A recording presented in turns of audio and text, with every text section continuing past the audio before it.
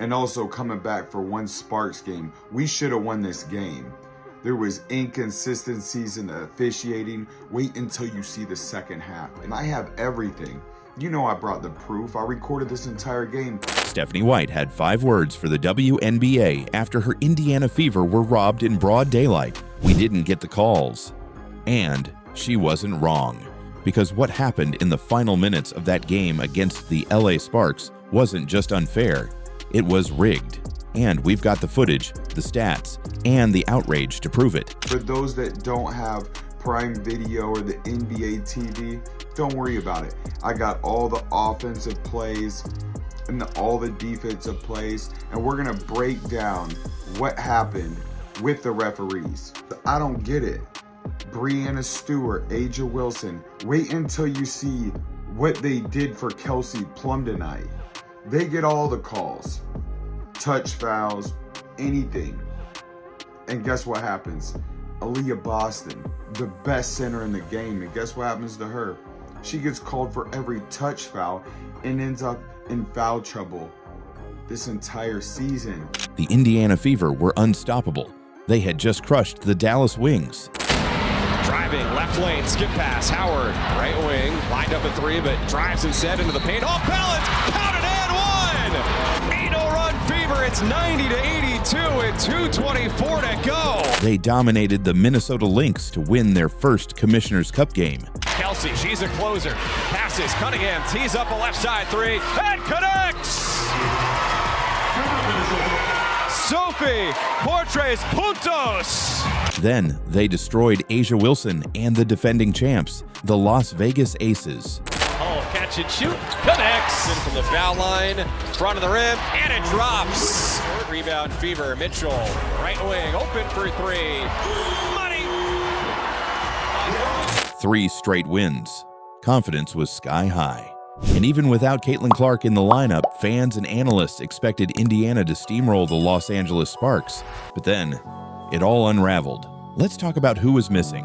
What in the world did I just sit through? What did I just witness? I'm pretty sure I just had years shaved off the back end of my life. What a tough, ugly watch this game was, and on top of it, they lost. They lost to the 5-win Sparks team. Guys, I can tell you right now, one of the signs of coaching that may not be going great for a team is playing down to competition that's lower than you. Caitlin Clark was sidelined for the 5th straight game with a groin injury. Her playmaking and court vision are the heart of Indiana's offense. Next, Dantas was unavailable, competing internationally. Then came the final blow. Dewana Bonner was suddenly gone, quit the team entirely. So now you've got no Clark, no Dantas, no Bonner, and still, Indiana was favored. ESPN gave them a 72.9% chance to win. Vegas had them up by 6.5 points. Why? Because the Sparks have been bad, one of the worst teams in the league all year. But from the opening tip, something felt off. Even with all their setbacks, the Fever still had all-star talent. Aaliyah Boston was ready to dominate. But can't connect on the 3. Boston offensive rebound, rolls it in and a foul. Kelsey Mitchell was stepping up in a leadership role. It's in the last game. Mitchell launches, buries a 3. Natasha Howard was anchoring both ends of the floor.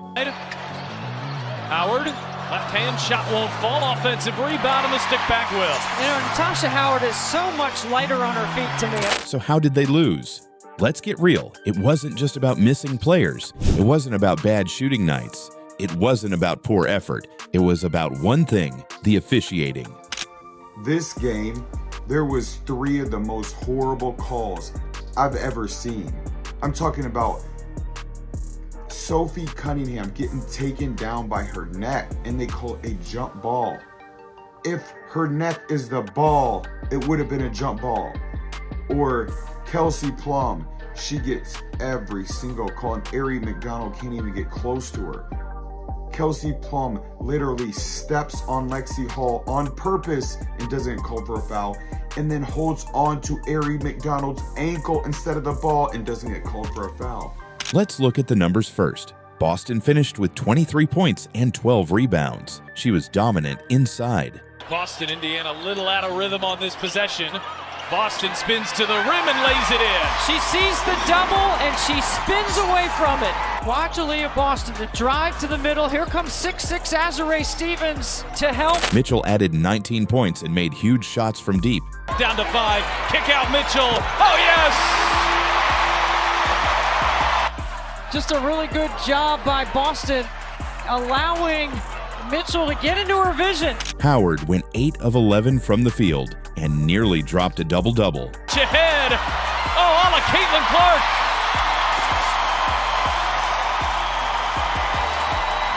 These three were playing championship-level basketball. They carried the Fever through 3 quarters.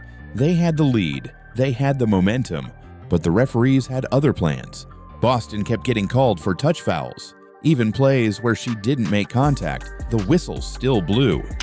And then Aaliyah Boston, like I said, she didn't touch her. They put her in foul trouble all season long. They're just calling stuff to call stuff. The refs made this game about them. Aaliyah Boston, again, she's an all-star player. Meanwhile, the Sparks were allowed to play physical, aggressive defense. No calls. Sophie Cunningham was literally grabbed around the neck. Not a foul, just a jump ball. The entire game. This is what I was talking about with Sophie Cunningham. Look at this. She literally grabbed her around her neck, and they called this a jump ball. Lexi Hull was elbowed and stepped over. Still nothing. And this is 4th quarter. Look at this. This one pissed me off. Kelsey Plum seriously elbows Lexi Hull, then purposely steps over so she couldn't get up. Lexi Hull can't believe it. That's a foul. The ref was right there in front of her. And every time Indiana built some momentum, boom, another phantom foul. It wasn't just sloppy officiating. It felt personal, like the refs were making sure Indiana lost. And that brings us to Stephanie White. She's a pro, always measured, always composed. But after this one, you could see it in her face. The frustration, the disbelief, the anger. When asked about the 4th quarter collapse, White didn't rant. She didn't blame her players. She said just 5 words. We didn't get the calls. And that was it. 5 words that captured everything wrong with how this game was handled. White knew her team gave everything. They were shorthanded, but they fought. They should have won. A good job of executing some of their schemes. I thought some of those screen-to-screener actions that they ran, we've went over for the last 2 days, and so we weren't very disciplined in that. But I felt like they let the game come to them in those moments, and we, on the other hand, really felt pressed in those moments and forced some shots or quick shots and didn't really make them work as much as we could on the defensive end. Yeah, we got to protect our paint. But how do you win when the refs keep tilting the floor? When your star center is benched with fouls she didn't commit? When your veteran gets choked on camera and the officials look the other way? The WNBA has a serious officiating problem, and this game made that crystal clear. And it's not just about this one loss. This has been happening all season. Caitlin Clark has been hacked, shoved, dragged to the floor with no whistle. Meanwhile, stars like Kelsey Plum and Brianna Stewart get touch fouls called in their favor all night long. The double standard is impossible to ignore.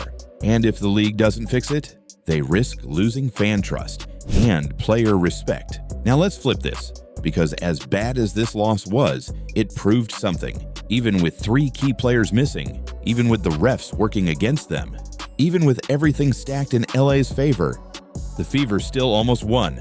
Boston is already playing at an MVP level. Mitchell just hit her 251st game with the franchise, second only to Tamika Catchings. Howard is a veteran leader who still gets buckets when it matters most. And guess what? Caitlin Clark could be back as early as Wednesday. That's right, Clark has been active in shoot-arounds. She's close. And when she returns, this lineup gets scary. Clark running point, Boston dominating the paint, Mitchell hitting daggers from deep, Hall bringing defensive energy, Howard locking down the post. This team has already been battle-tested. They've learned to win without their superstar. And they're hungry. Hungry for revenge. Hungry for respect. Hungry to prove they belong in the playoffs and beyond. Stephanie White didn't scream, she didn't curse, she didn't make excuses. She just looked straight at the league and said it. We didn't get the calls. And if the WNBA doesn't listen, they're going to have a very big problem once Caitlin Clark is back and this team is fully loaded. Let us know in the comments. Did the refs rob the fever? Was this game rigged? Smash that like button if you stand with Stephanie White. Subscribe so you don't miss what happens when this team goes on a revenge tour. Because trust us, this isn't over.